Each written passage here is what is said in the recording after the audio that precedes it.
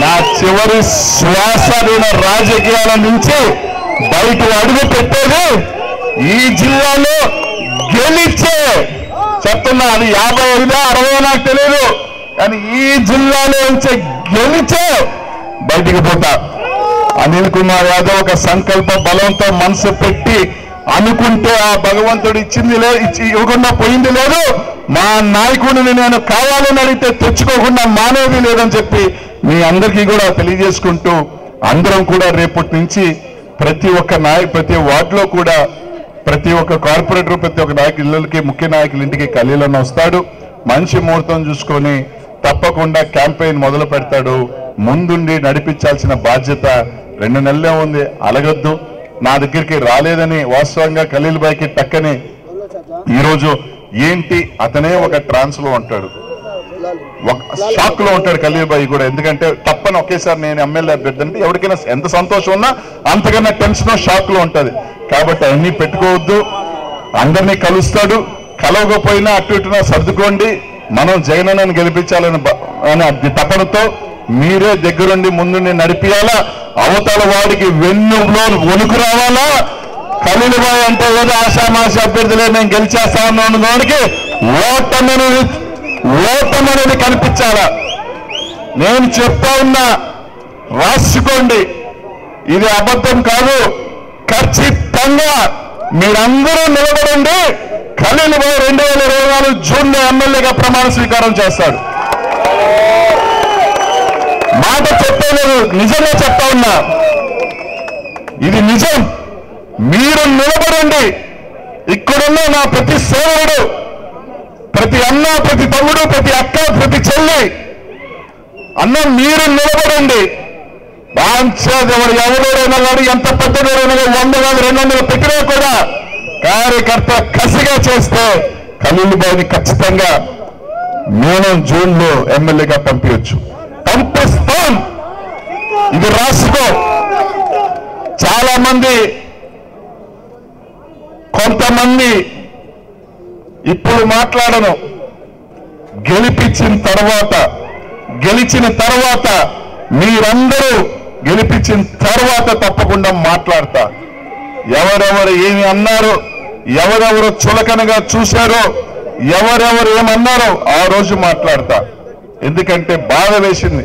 మన కోసం, మన నాయకులయ్యే దానికోసం ఈ రోజు ఇక్కడ అడుగుతున్నా, ఈ వేదిక మీద ఉన్న కనీసం 15-16 మంది కార్పొరేటర్లు అవ్వాలంటే వీళ్ళ అండ ఉండాలా కాదా?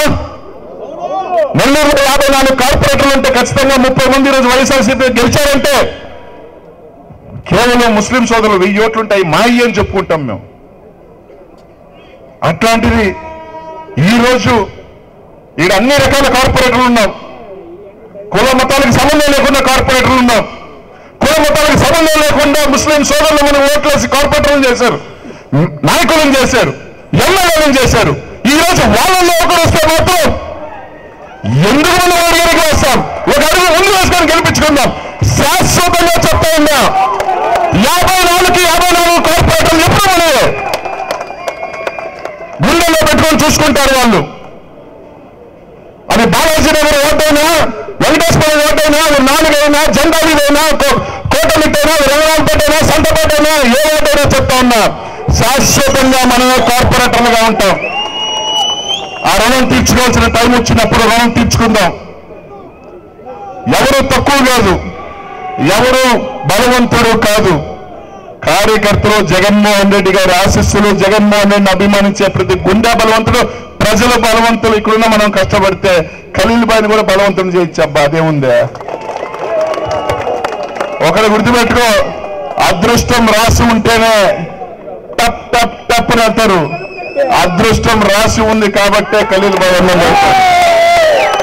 అదృష్టాన్ని ఎవడు ఆపలేడబ్బా, భగవంతుడు కూడా ఆపలేడు. గుర్తుపెట్టుకోండి. మీ అందరికీ తెలియదు, నేను చాలాసార్లు చెప్పా, మళ్ళీ చెప్తున్నా.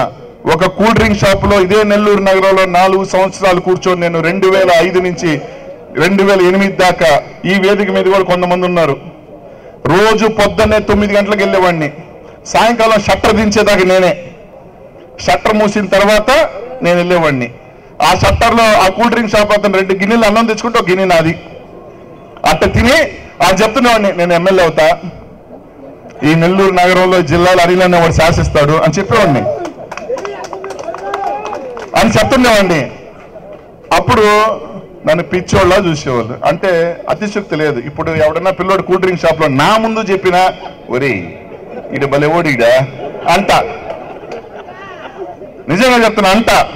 అట్లాంటిది 4 సంవత్సరాలు నేను డాక్టర్ చదువుకొని మా అమ్మ ఎంత బాధపడుతున్నా, ఒరే డాక్టర్ పని చేయనా లేదు, ఏదో రోజు మా నాయన ఏదో లోపల కోరిక, నా కొడుకుని బీసీలో ఎమ్మెల్యేని చేస్తారన్న కోరిక, నా తండ్రి కోసం ఎమ్మెల్యేగా పోటీ చేస్తా, ఇప్పుడు కాబట్టి 40 సంవత్సరాలకు 50 సంవత్సరాలు అని చెప్పి రోజు కూల్ డ్రింక్ షాప్ పోవటం. అతను గిన్నెలో మనుబులు ఉంటే సగం మనుబులు నేనే తినేసేవాడిని. ఒక గిన్నె పచ్చడి, ఒక గిన్నె పెరుగన్నం, సగం నాది. ఆ మనుబులు వేసుకోవడం, తినటం, సాయంకాలం షట్టర్ దించిన తర్వాత వెళ్ళటం. అప్పుడు నాకు ఫస్ట్ జెన్ కారు ఉండేది, తర్వాత స్కార్పియో కొన్నా. మా అమ్మ నన్ను కిండల్ చేసేది, ఒరే అంగడికి ఎవరో కొత్త స్కార్పియో వేసుకొని వచ్చారు అనుకుంటారా, ఏందిరా ఇది అనేది. అన్ని పడ్డానమ్మా నేను. నాకు నా సొంత కుటుంబం కూడా, నేను డాక్టర్ చదివినా, నాకు అది మా నాయన ఎంతో కొంత ఆస్తి ఇచ్చాడు, దేవుడి దేవాలో 6 అడుగులున్నా, బాగానే ఉన్నా, మరి అంత దరిద్రంగా ఏం చూడలేకపోయినా. అయినా కూడా నాకు భ్రమించోళ్ళు లేరు. నా కుటుంబం కూడా కొంతమంది వాడు సోదారా తీసి వాడు సోదాలేరా ఆడు కూర్చొని ఉంటాడు అనేవాడు. అయినా పడ్డా, ఎవరేమైనా అనుకుని రబ్బా నేను అవ్వాలనుకుంది అవుతానా అన్న. ఇట్టే 4 సంవత్సరాలు గడిపోయినా. మీ చాలా మంది నమ్మరు, దీంట్లో నిలువెత్తు సాక్ష్యం ఏ దిగు ఉన్నాడు. మీ అందరికీ తెలుసు, అందరి మీద పుల్లలు పెడుతుంటారని చెప్తున్నా. మా మేజరే మనోహర్ రెడ్డి అతను ఉన్నాడు, రమేష్ ఉంటే అతను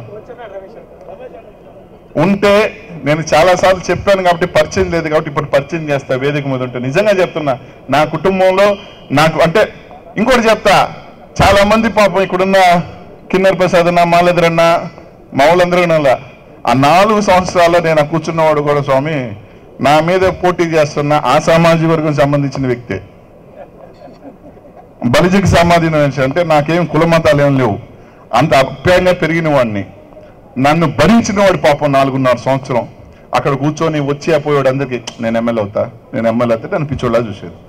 అయ్యాను కదా, ఎమ్మెల్యే అయ్యా, మంత్రి అయ్యా, భగవంతుడి సంకల్పం. అదేం లేదు. జగన్మోహన్ రెడ్డి లాంటి వ్యక్తి అండగా మీలాంటి వాళ్ళు ఉంటే తప్పకుండా అవుతాం. అలాగే ఖలీల్ బాయ్ని ఏదో కుర్రోడో సామాన్యుడో లేదు, మీరందరూ ఓన్ చేసుకుంటే బలవంతుడు అవుతాడప్ప. మీరందరూ భుజాన్ని వేసుకొని నడిపిస్తే బలవంతుడు అవుతాడు. మీరందరూ తోడుండి నడిపిస్తే శక్తివంతుడు అవుతాడు. మీరందరూ దగ్గరుండి గెలిపించి పోలింగ్ బాక్స్ తీసుకెళ్తే ఎమ్మెల్యే అవుతాడు. మీరందరూ ఇది చేసుకుంటే మొట్టమొదటి ముస్లిం ఎమ్మెల్యేగా చరిత్రకి ఎక్కుతాడు. నెల్లూరు నగరం చరిత్రకి కిల్లా. నాకు ఒక పేజీని ఇచ్చారు, ఖలీల్కి ముస్లింకి కూడా ఒక పేజీని ఇవ్వాలి మీరందరూ కూడా. మొట్టమొదటి శాసనసభ్యుడు ముస్లిం ఎవరంటే అది మొహమ్మద్ ఖలీల్ అహ్మద్ రావాలా. కాబట్టి అందరం కూడా పక్కన పెట్టండి, 2 నెలల పాటు అన్న కోసం కష్టపడండి, మన జగనన్న కోసం గెలిపిద్దామని చెప్పి తెలియజేసుకున్నాం. ఇదిగో ఇట్లానా రా. చాలా మంది సగం మందికి తెలుసు అబ్బా, సగం మందికి తెలుసాను, ఎందుకంటే నెల్లూరు నుంచి వెళ్ళిపోతున్నాను కదా, అనేక సార్లు చెప్పాను ఇలా. ఇదిగో రమేష్ అన్న ఆప్యాయంగా పిలుస్తా. ఇతను కూల్ డ్రింక్ షాప్ లో 4 సంవత్సరాలు అతను హాఫ్ క్యారేజ్ తిరిగి బతికినోడిని నేను. అక్కడి నుంచి ఇంతటి వాడినైన వాడిని డిప్యూటీ మేయర్ అయిపోగలిగి నేను అప్పటికి ఇంకా ఖాళీ సోదాగాడిని. నన్ను ఎమ్మెల్యేని చేసి మంత్రిని చేయక ఒక డిప్యూటీ మేయర్ని మీరు అందరూ కలిసి ఎమ్మెల్యేని చేయలేరా అని అడుగుతారు. చేస్తారన్నా. నన్ను అన్నే అన్నారు అందరూ. అనిల్ రౌడీ అన్నాడు, గూండాలు అన్నారు, బెట్టింగ్ రాయిలు అన్నారు. నేను బెట్టింగ్ చేయకపోయినా నా జీవితాంతం మచ్చకున్నదంటే బెట్టింగ్ నింద తీసుకున్నా భరించా. నేను ఒకరిని కొట్టకపోయినా నేను రౌడీ అనుకునే తీసుకునే నిర్ణయం తీసుకున్నా. నన్ను ఎవరిని ఇబ్బంది పెట్టకపోయినా నేను గుండానే తీసుకున్నా.